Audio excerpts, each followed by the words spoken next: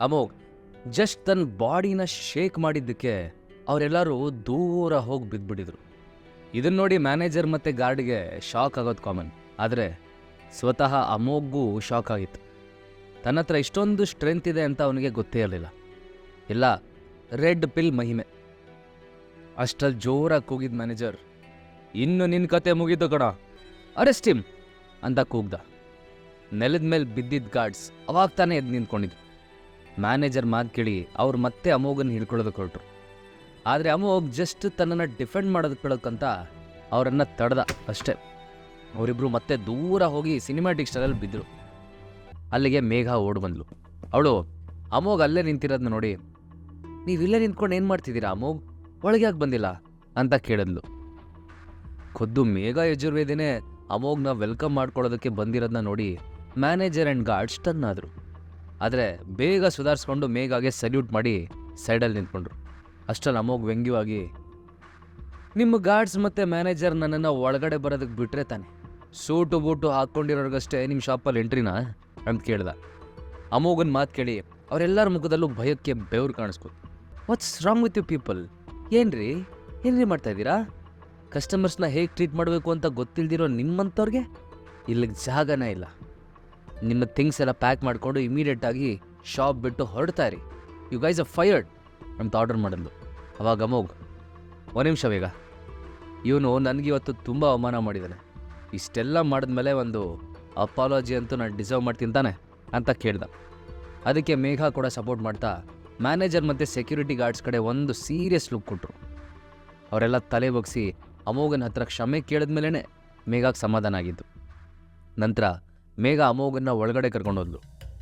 ಅಮೋಘ್ ಒಂದು ಬ್ಯಾಗ್ನ ಅವಳ ಕೈ ಕೊಟ್ಟು, ಇದರಲ್ಲಿ ನೀನು ಕೇಳಿದ ವಸ್ತು ಇದೆ, ಎಷ್ಟು ಬೇಕೋ ಅಷ್ಟು ಫೋಟೋಸ್ ತಗೋ ಅಂದ. ಅಮೋಘ್ ಅಲ್ಲಿರೋ ಸ್ಟುಡಿಯೋ ಸೆಟಪ್ ನೋಡ್ತಿದ್ರೆ ಮೇಘ ಗೋಲ್ಡನ್ ಸನ್ಬೋಸ್ ಕ್ರೌನ್ನ ಒಂದು ಜಾಗದಲ್ಲಿಟ್ಟು ಅದಕ್ಕೆ ಕರೆಕ್ಟಾಗಿ ಕಾಂಪ್ಲಿಮೆಂಟ್ ಮಾಡುವಂಥ ಒಂದು ಬ್ಯಾಕ್ಗ್ರೌಂಡ್ನ ಸೆಟ್ ಮಾಡಿದ್ಲು. ಇದರಿಂದಾಗಿ ಆ ಕ್ರೌನ್ ಕ್ಲಿಯರಾಗಿ ಕಾಣಿಸ್ತಿತ್ತು. ಅದರೆಲ್ಲ ಡೀಟೇಲ್ಸ್ ನೀಟಾಗಿ ಫೋಟೋದಲ್ಲಿ ಡಿಪಿಕ್ಟ್ ಆಗ್ತಿತ್ತು. ನಾನಿನ್ನೂ ಒಂದು ವಿಷಯ ಕೇಳಬೇಕಿತ್ತು ಅಂತ ಮೇಘ ಸ್ವಲ್ಪ ಹೆಸಿಟೇಷನಲ್ಲಿ ಅಂದಾಗ ಅಮೋಘ್ ಜಾಸ್ತಿ ಯೋಚನೆ ಮಾಡಿದೆ. ಏನು, ಆರಾಮಾಗಿ ಹೇಳು ಅಂತಂದ.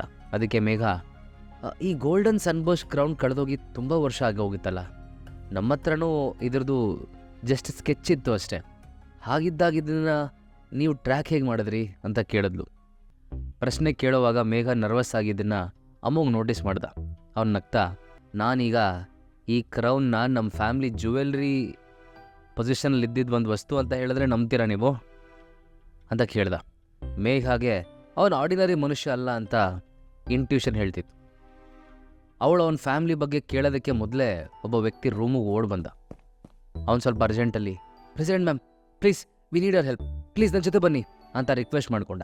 ಸಿಕ್ಕಾಬಡೆ ಟೆನ್ಷನಲ್ಲಿದ್ದ. ಮೇಘ ಗೊಂದಲದಲ್ಲಿ, ನನ್ನ ಹೆಲ್ಪಾ, ಯಾಕೆ, ಏನಾದರೂ ಪ್ರಾಬ್ಲಮ್ ಆಗಿದೆಯಾ, ನಿಮ್ಮಿಂದ ಹ್ಯಾಂಡಲ್ ಮಾಡೋದಕ್ಕಾಗ್ತಿಲ್ವಾ ಅಂತ ಕೇಳಿದ್ಲು. ಆ ವ್ಯಕ್ತಿ, ಹೌದು ಮ್ಯಾಮ್, ಇಲ್ಲೊಬ್ಬರು ಡೀಲರ್ಸ್ ಒಂದಷ್ಟು ಆ್ಯಂಟಿಕ್ ಪರ್ಲ್ಸ್ನ ತೊಗೊಂಡ್ಬಂದಿದ್ದಾರೆ. ಕ್ವಾಲಿಟಿ ಟೆಸ್ಟ್ ಮಾಡಿದ್ಮೇಲೂ ನನಗೊಂದು ಕನ್ಕ್ಲೂಷನ್ ಬರೋದಕ್ಕಾಗ್ತಿಲ್ಲ, ಅದಕ್ಕೆ ನಿಮ್ಮನ್ನು ಕೇಳೋಣ ಅಂತ ಬಂದೆ. ನೀವು ಒಂದು ಸಾರಿ ಬಂದು ನೋಡಿದ್ರೆ ಚೆನ್ನಾಗಿರೋದು ಅಂತ ಆಕ್ವರ್ಡಾಗಿ ಕೇಳ್ದ.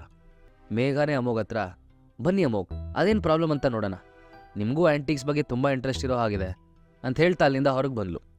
ಅವರು 3 ಜನ ಶೋರೂಮಿಗೆ ಬಂದಾಗ ಅಲ್ಲಿನ ಸ್ಟಾಫ್ ಎಲ್ಲ ಒಂದು ಕಡೆ ಗುಂಪು ಕಡ್ಕೊಂಡು ನಿಂತಿದ್ರು. ಸೆಂಟರಲ್ಲಿ ಒಬ್ಬ ಕೂತ್ಕೊಂಡಿದ್ದ.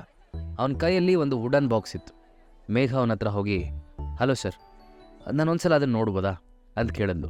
ಆ ವ್ಯಕ್ತಿ ಸರ್ಪ್ರೈಸ್ ಆಗಿ, ನೀವು ಈ ಶಾಪ್ ಓನರಾ ಅಂತ ಕೇಳಿದಾಗ ಮೇಘ, ಎಸ್, ಯಾಕೆ, ಎನಿ ಪ್ರಾಬ್ಲಮ್ ಅಂತ ಮುಗುಳ್ನಗ್ತಾ ಕೇಳಿದಾಗ ಆ ವ್ಯಕ್ತಿ, ಹಾಗೇನಿಲ್ಲ ಮೇಡಮ್, ತುಂಬ ಹೆಂಗಿದ್ದೀರಲ್ಲ ಅದಕ್ಕೆ ಕೇಳಿದೆ ಅಷ್ಟೆ, by the way I am Sanjay ಅಂತ ತನ್ನನ್ನು ತಾನು ಇಂಟ್ರಡ್ಯೂಸ್ ಮಾಡಿಕೊಂಡ.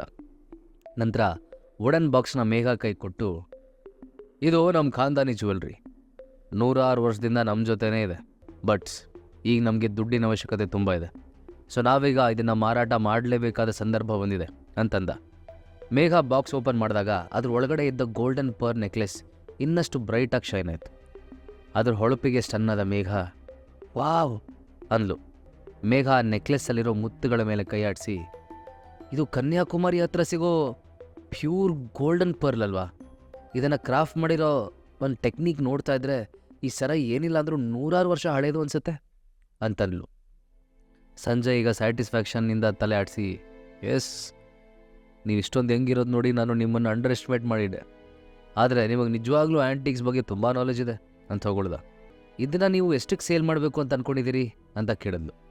ಅಟ್ಲೀಸ್ಟ್ 150 crores ಅಂದ ಸಂಜಯ್.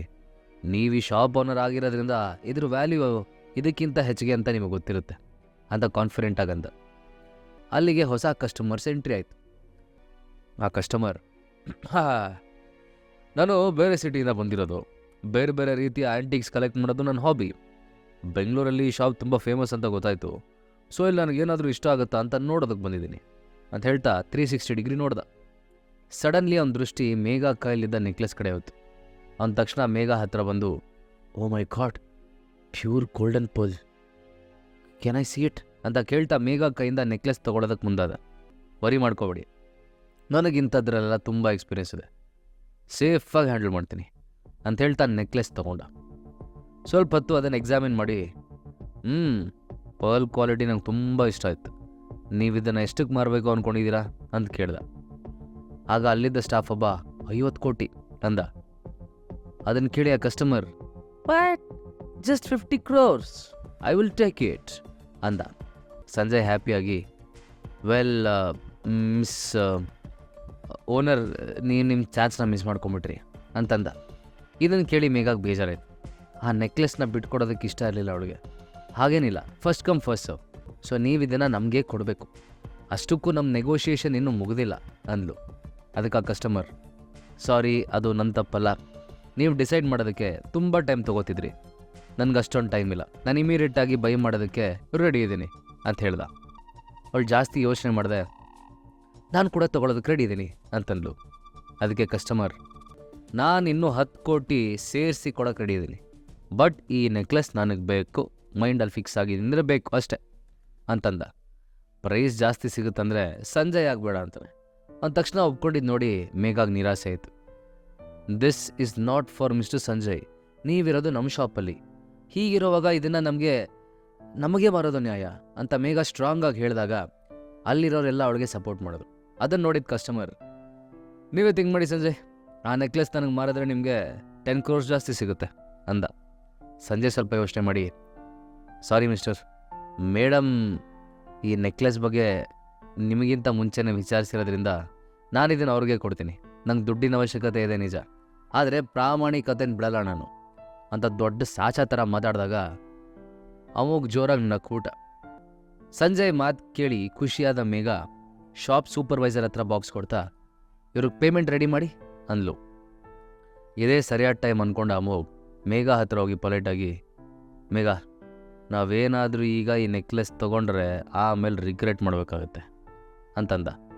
ಅಮೋಘನ ಮಾತು ಕೇಳಿ ಮೇಘಾ ಜೊತೆಗೆ ಅಲ್ಲಿರೋ ಎಲ್ಲರೂ ಸ್ಟನ್ ಆದರು.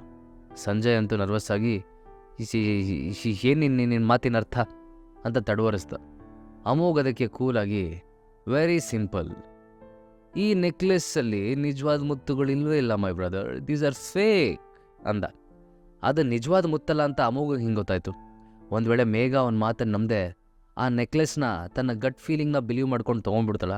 ಹಾಗಾದ್ರೆ ಈಗಲೇ ಡೌನ್ಲೋಡ್ ಮಾಡಿ ಪಾಕೆಟ್ FM ಮತ್ತು ಕೇಳಿ ಅರಸು.